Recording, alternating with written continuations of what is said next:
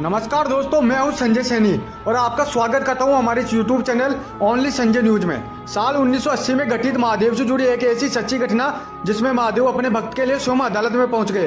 हालांकि दोस्तों, इसे सुनने के बाद आपको ये काफी अटपटा लग सकता है, लेकिन मैं आपको बता देता हूँ कि यह घटना पूरी तरीके से सच है। यह घटना साल 1980 की है, जब वृंदावन में एक संत रहा करते थे। वह जो संत थे वह प्रतिदिन शिव के मंदिर जाता था, पर वह मंदिर के बाहर से ही वहाँ की मिट्टी सिर पर लगाकर चला आता था और उसने कभी भी मंदिर में जाकर शिवलिंग की पूजा नहीं की। उस मंदिर के पास जो लोग रहते थे वह संत को जज साहब कहकर पुकारते थे। एक बार एक व्यक्ति ने पुजारी से पूछ लिया कि भाई संत को जज साहब कहकर क्यों पुकारते हैं। तब मंदिर के पुजारी ने कहा कि भाई इसके पीछे एक लंबी कहानी है। यह तो बहुत समय पहले की बात है, जब एक गांव में भोला नाम का व्यक्ति रहता था जो काफी गरीब और मासूम था और उसके एक बेटी भी थी। उसकी बेटी जब बड़ी हुई तो वह उसकी शादी करवाने के लिए गांव के जमींदार के पास कर्ज लेने के लिए पहुंचा। कुछ समय बीता और थोड़े दिनों बाद उसकी बेटी की शादी भी होगी बड़े धूमधाम से। उसके बाद भोला ने उस जमींदार से जो कर्ज लिया था, जो पैसे लिए थे, उन पैसों को ब्याज समेत लौटाने के लिए जमींदार के पास गया। तो जमींदार ने भोला को एक कागज दिया, उसमें लिखा था कि भोला ने मेरे सारे पैसे चुका दिए और वो भी ब्याज समेत।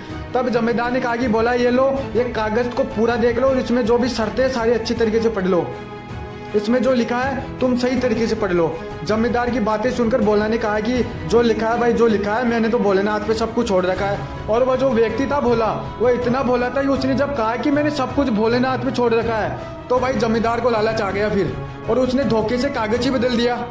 अब जमींदार ने कागज तो बदल ही दिया था, तो कुछ समय बाद जमींदार ने अदालत में भोला पर केस कर दिया कि भोले ने मेरे कर्ज लिए हुए पैसे अभी तक वापस नहीं किए। इस दौरान भोला से कोर्ट में काफी कुछ पूछताछ की गई। उसके बाद भोला ने कोर्ट में वह कागज पेश किया जिसे उसको जमींदार ने दिया था। उसमें साफ साफ लिखा था भोला ने मेरे ब्याज के 1 रुपया भी नहीं चुकाया है। यह सुनकर भोला ने कहा कि मैं तो सारे पैसे लौटा दिए थे, फिर यह क्या है। भोला की ये बातें सुनकर जज साहब ने कहा कि आप जब जमींदार को पैसा लौटा रहे थे तब आपके आसपास कौन था। भोला ने कहा कि उस समय मेरे आसपास तो कोई नहीं था, फिर मेरे भोलेनाथ थे।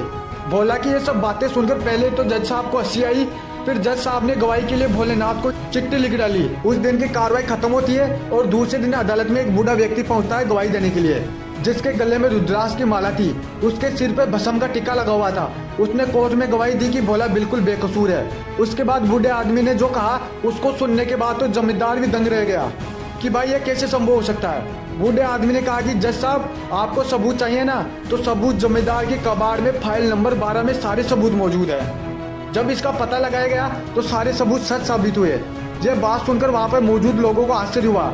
यह सब कार्रवाई के बाद जज साहब ने पूछा कि ये बूढ़ा आदमी कौन था भाई। भोला ने सारी बात बताई। उसके बाद जज साहब को काफी पछतावा हुआ कि मेरे सामने स्वयं भोलेनाथ थे। वह इस बात को सोच सोच कर रोता रहा कि मेरे सामने साक्षात भोलेनाथ थे और मैं उनके सामने कुर्सी पे बैठा रहा। इसी पछतावे में आकर जज साहब भी संत का जीवन व्यतीत करने लगे। यही कारण है कि उस संत को लोग जज साहब कहकर पुकारते हैं। अब दोस्तों, इस बात पर आपको यकीन हो या ना हो, लेकिन भोलेनाथ हमारे आसपास ही रहते हैं। दोस्तों, अभी के लिए इतना ही, मिलते हैं अगले वीडियो में।